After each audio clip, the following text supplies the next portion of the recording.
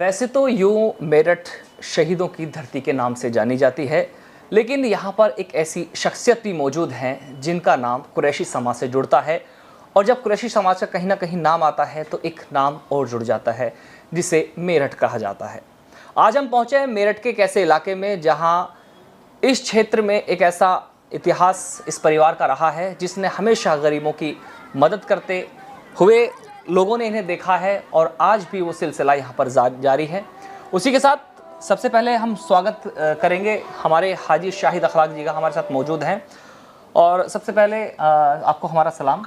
आज के इस प्रोग्राम में हम आपसे बात करेंगे कि ये जो खिदमत खल्क़ खिदमत का जो सिलसिला आपके यहाँ एक जारी है, हमने खूब सुना था लेकिन अपनी आंखों से आज देखा भी है, तो वो कैसे शुरू हुआ और कब से वो चलता आ रहा है? पहले आपका ये सवाल है। देखिए, आज आपने जो देखा है वो हमने ना तो दिखाने के लिए आपको इनवाइट किया था, ना आप इतनी ज़्यादा से आए थे। बिल्कुल, ये तो इत्तेफाक से आज जुम्मे का दिन है, चूँकि जुम्मे में एक बड़ा क्राउड हमारे यहाँ आता है वालिद साहब के ज़माने से ही, वो आपने आज देख लिया। लेकिन ये जो हमारी खिदमत का सिलसिला है ये तकरीबन 250 साल पहले हमारे जो आबा व अजदाद थे जिनके नाम से हमारे ख़ानदान को जाना जाता है, वो हैं चौधरी भोलू साहब, और हमारे ख़ानदान को भोलू वालों के नाम से मशहूर है। उसके बाद में दादा भोलू के बेटे हुए चौधरी मोहम्मद, उनके बेटे हुए चौधरी मुंशी, उनके बेटे हाजी अखलाक, हमारे वालिद साहब के हमारे जो वालिद थे उनका नाम था हाजी नज़ीर, और फिर मैं हाजी शाहिद अखलाक जी। एक तो ये चौधराहट जो बिरादरी की है और ये समाज सेवा का जो काम है ये लगभग 250 साल से हमारे परिवार में है माशाअल्लाह। और अल्हम्दुलिल्लाह मेरे वालिद साहब जो है तकरीबन अब से 35 साल पहले पार्षद बने थे नगर निगम के, उसके बाद फिर एमएलए बने, और फिर एमएलए दूसरा इलेक्शन लड़े, वो 2-3 हज़ार वोट से हार गए थे दूसरा इलेक्शन, लेकिन उसके 3 साल बाद ही मैं मेयर बन गया था जी। फिर मैं एमपी बना।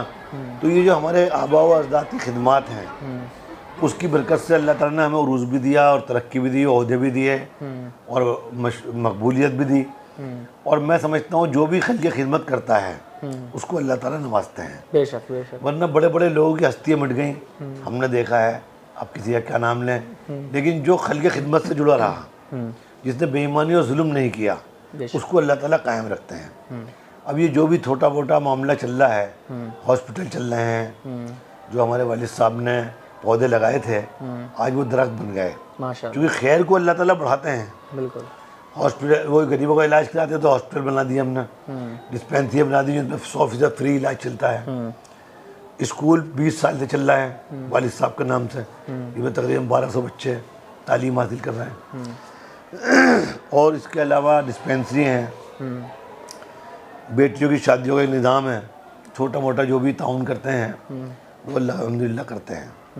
तो ये खिदमत का सिलसिला तो देखिए, जिस तरीके से इंसान कोई वकील, कोई डॉक्टर, कोई इंजीनियर, कोई पॉलिटिशियन, कोई बिजनेसमैन बनता है, इसी तरह ये भी एक शोबा है खिदमत का। बेशक। तो खिदमत हमारी चलती चली आ रही है और आज भी अल्हम्दुलिल्लाह कायम है। अच्छा, जैसे राजनीति की अगर बात करें तो एक बहुत बड़ा आपका नाम खैर आज भी है और मेरठ जो है आपके नाम से जाना जाता था, लेकिन राजनीति से बैक फुट पे लगता है शायद आप हैं। रीज़न क्या रहा है इसका? देखिए, इसका रीज़न जो है वो साफ बताऊं मैं अगर आपको, 2014 में मैं 3 पार्लियामेंट के इलेक्शन लड़ा और मैंने अपने जीवन में 4 इलेक्शन लड़े, एक मेयर का, एक 3 एमपी के, और 4 में 2 जीता मैं। 50% का रेशो है। एक मेयर 5 साल में मेयर रहा, 5 साल एमपी रहा, 10 साल यंग एज में लाल बत्ती रही मेरे पास। लेकिन 2014 में जो मैं इलेक्शन लड़ा तो उसमें मोदी जी की लहर जो बात है वो इतनी ज़बरदस्त थी कि उसमें बड़े बड़े सूरमार दिग्गज हार गए। ये तो है। लेकिन फिर भी मैंने पश्चिमी उत्तर प्रदेश में हारने वालों में सबसे ज़्यादा वोट ली थी। ये तो है। 2014 में भी। तो मैंने 2014 में फिर ये सोचा कि अभी देखो हम माइनॉरिटी के लोग हैं, हमारी 20% 25% वोट है, जब दूसरी कम्युनिटी प्लस होगी तभी तो हम लोग जीतेंगे। बेशक। तो अभी हालात ऐसे हैं कि पोलराइजेशन की पॉलिटिक्स चल रही है, तो हम लोगों ने थोड़ा किनारा करने में बेहतराई समझी है, लेकिन ये इसका मतलब ये नहीं है कि हम पॉलिटिक्स से हट गए हैं। बिल्कुल।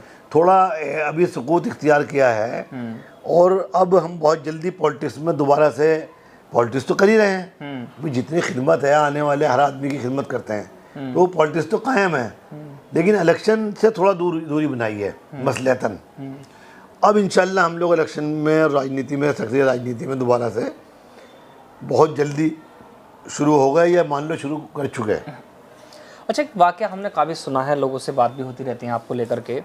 तो अगर हम लॉकडाउन की आपसे बात करते हैं तो कैसा नज़ारा था, क्या आपके बीच में रहा था? क्योंकि एक ऐसा ही हमारे एक समाज में देखा जाता है कि मोस्टली कुरैशी समाज ऐसा है कि जिसको सबसे ज़्यादा झटका लॉकडाउन में लगा था। क्योंकि जो कारोबार थे वो कहीं ना कहीं ठप हो गए थे, लेकिन आपने अपने आप को कैसे संभाला था, जबकि बहुत लोग ऐसे थे कुछ दुनिया से चले गए? जी जी, देखिए साहब, लॉकडाउन में तो पूरे वर्ल्ड के अंदर एक क्राइसिस थे। बिल्कुल। फाइनेंशियल क्राइसिस हुए, इंडस्ट्री बंद हो गई, लोगों की नौकरियाँ चली गई, बहुत मौतें हुई। उसी दौरान हमारी इंडस्ट्री बंद हो गई, और कोल्ड स्टोर में जो नौकरी करते थे लोग, उनकी डेथ हो गई कोविड से। उसकी दहशत से फैक्ट्री का सारी लेबर भाग गई। अब हमारा माल तो ये है, कोल्ड स्टोर में अगर नहीं रहेगा तो ख़राब हो जाएगा। बिल्कुल। वो ख़राब हो गया, बहुत करोड़ों रुपए का माल ख़राब हो गया हमारा। फैक्ट्रियाँ बंद हो गई, माल निकाल भी नहीं पाए हम। तो उससे बहुत बड़ा झटका लगा। लेकिन हमने क्या करा कि भाई ठीक है, जो नुकसान तकदीर का है वो तो नफ़ा नुकसान अल्लाह के हाथ है। हमने उस लॉकडाउन में जो गरीब लोग खाने से परेशान थे, हमने ये तय किया कि भाई अपना जो कुछ बचा कुछ अभी हो सब लगा दो गरीबों पे। तो हमने लॉकडाउन के अंदर बड़ी ज़बरदस्त तरीके से लंच पैकेट और डिनर पैकेट बनवाए, बड़े बड़े, जो एक फैमिली के लिए पूरा मेल बॉक्स होता था। तो हमने दवाई फ्री 24 घंटे और खाना फ्री, ये कर दिया। उसकी बरकत से अल्लाह ताला ने हमें खिला दिया। हकीकत बात तो ये है। बिल्कुल सच्चाई है। नहीं, ये सब हमने सुना था, लेकिन सोचा कि आपसे एक बार पूछ लें, आपने वो चीज़ बताई हैं। अच्छा, इतना लंबा सफ़र